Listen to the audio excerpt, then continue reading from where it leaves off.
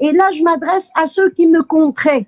Eh ben, ça se confirme. Les Israéliens, ils ont envoyé un émissaire pour voir Monsieur Traoré, essayer de normaliser, comme avec le Niger également.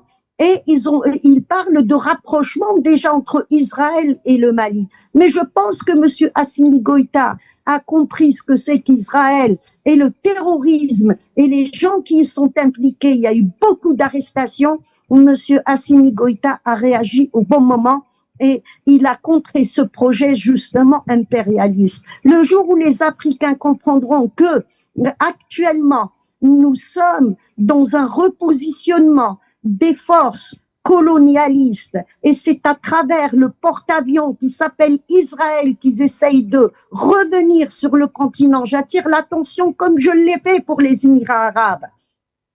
Et il y a une question que je me pose toujours, c'est que faisait Al-Nahyan, le numéro 1 des services secrets dans le Sahel quand il a été kidnappé par le JNIM et avec son bras droit.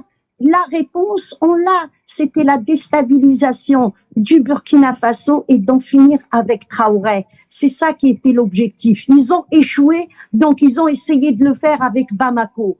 Quand vous prenez les Ukrainiens que vous avez dans le Sahel et qui sont les formateurs du JNIM, ils ont tous la nationalité ukrainienne, mais ils ont également la nationalité israélienne.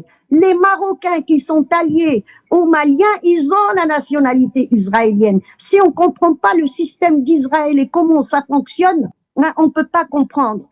En Israël, quand on demande sa nationalité israélienne, on est dans l'obligation de garder la nationalité d'origine. Donc, on peut jouer sur deux tableaux.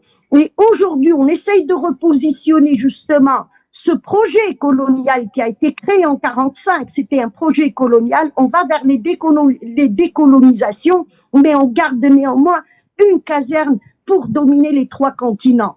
Je parle de tout ça parce que nous allons aller vers une période. Ce que je disais du Soudan, on le voit. La Somalie, on le voit. L'Afrique est concernée par le côté est, par la mer Rouge. La mer Rouge est vitale pour les Français, les Anglais, les Américains, et donc c'est par Israël qui commande de la mer Rouge. Donc si la mer Rouge, quand on arrive dans la région des Grands Lacs, eh ben, vous voyez que la domination est terrible et si il faut mettre une carte géographique en face pour comprendre. Et on rajoute à cela le Sahel, du Soudan jusqu'au Sahara occidental, eh ben, l'Afrique du Nord est séparée du reste de l'Afrique et puis la domination est totale par des groupes qui sont impliqués dans la drogue et je salue l'armée nigérienne qui vient de faire une grosse opération cette semaine pour arrêter justement des groupes qui transitaient par le Niger et qui arrivaient par le Bénin. Et de cela, d'ailleurs, Monsieur Gianni a expliqué qu'il n'allait pas réouvrir les frontières tout de suite. Il faut d'abord sécuriser l'intérieur du pays. Donc tout ça est lié, Madame Siké. On ne peut pas dissocier un État d'un autre. Nous avons tous, et je l'ai toujours dit et proclamé, nous avons le destin lié par un groupe impérialiste qui a mis à sec l'Europe d'abord. L'Europe a connu plusieurs guerres. C'est les mêmes financiers qu'il y avait. On retrouve les mêmes financiers aussi au Moyen-Orient. Et la même domination d'ailleurs dans la péninsule arabique. La péninsule arabique n'a pas connu de guerre parce que les peuples ne se sont jamais battus et ils sont soumis. On voit bien que les États-Unis, quand ils ont attaqué l'Iran, c'est à travers leurs casernes qu'ils ont dans la péninsule arabique qu'ils ont réussi à atteindre l'Iran. Donc tout ça, c'est le même projet, repositionnement des forces occidentales, contrer bien sûr les Russes qui sont revenus sur le continent, les Russes qui essayent de s'affirmer et de trouver des nouveaux marchés, mais contrer également les Chinois qui sont arrivés avec la route de la soie, ce projet qui est faramineux et extraordinaire pour les Africains, pour connecter tous les États africains, pour aussi une ouverture vers les peuples africains. Ça va nous permettre de voyager, d'être connectés entre nous dans le bon sens. Les peuples africains, leur malheur, c'est que les frontières n'existaient pas. On nous a mis des frontières, on nous a mis aussi des visas pour empêcher les uns et les autres de voyager et d'aller vers là où nous voulons. Donc tout ça, c'est le même projet. Et puis il faut soutenir tous ceux qui contre justement. Et Bruxelles, c'est quoi? Je vous ai envoyé. Bruxelles, il faut qu'ils s'occupent d'abord du Maroc Gate et du Qatar Gate, hein, et puis des biens mal acquis qu'ils ont eux-mêmes et la corruption qu'il y a à Bruxelles. Von der Leyen qui nous a acheté 1 milliard 1 million ou 1 milliard de vaccins, j'ai oublié. Qui les paye? C'est nous les contribuables qui les payons. Mais qui c'est qui a vendu les vaccins? Il y a son mari dans Big Pharma. Donc son mari s'est enrichi. Donc il faut qu'ils s'arrêtent là, Bruxelles, il faut qu'ils prennent leurs militaires et qu'ils rentrent chez eux. Et s'ils ont la nostalgie de l'Africain, il y a assez de rivières en Europe, et ben nous on ramènera nos militaires et puis ils vont se déployer en Europe, il n'y a pas de souci. On peut demander à tous les pays africains d'envoyer quelques soldats pour qu'ils se déploient en Afrique. Mais eux, chez nous, il faut que ça s'arrête.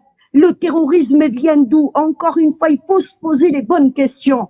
Ceux qui ont attaqué le Mali, il y avait 12 000 motos. 12 000 motos, mais il faut être fou pour croire qu'ils sont rentrés en un jour, et puis ils sont rentrés comment? Qui a mis l'essence dans les 12 000 motos? Et ceux qui étaient sur les motos, qui c'est qui les a armés? Qui leur a donné les munitions?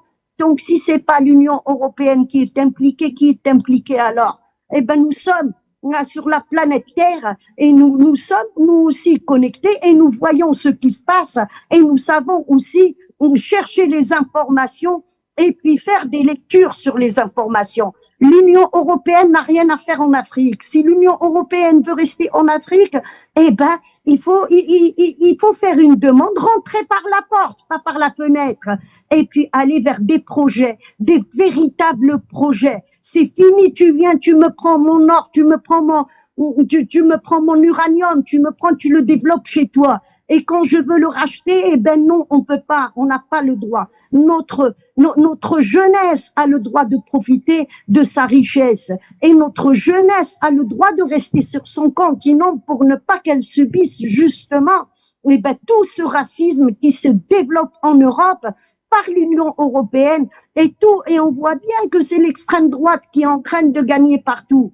Il y a une information qui est terrible. Les Américains, par exemple, hein, qui pillent l'Europe, ils viennent se soigner gratuitement en France. Et puis quand on est en France, on n'a pas de papier, on n'a pas encore de carte de séjour, et ben on est en train de demander à ce qu'on ne soigne pas ces gens-là. Les richesses viennent d'Afrique, les richesses africaines contribuent largement dans le développement des Européens. C'est l'Américain qui est bien vu et l'Africain, il n'a pas le droit de se soigner dans un hôpital européen alors que c'est l'argent de l'Afrique qui sert à l'Union européenne. Il faut qu'ils reprennent tous leurs soldats, il faut qu'ils revoient la pêche, elle est pour les Africains, elle n'est pas pour les autres. À un certain moment, il y avait vraiment une faiblesse depuis l'effondrement de l'Union soviétique, j'en parle souvent, il y a eu une faiblesse justement sur le continent africain, de l'Algérie jusqu'à l'Afrique du Sud, nous avons subi cette hégémonie occidentale. Et aujourd'hui, il y a des forces régionales qui sont là, comme la Turquie, comme l'Iran. Il y a des forces internationales, comme la Russie, comme la Chine. On a le droit de travailler avec qui on veut et on revoit tous les contrats qui ont été signés et tous les accords. Il n'y a pas de raison pour que l'Union européenne continue à piller l'Afrique. Merci. Merci à vous, Madame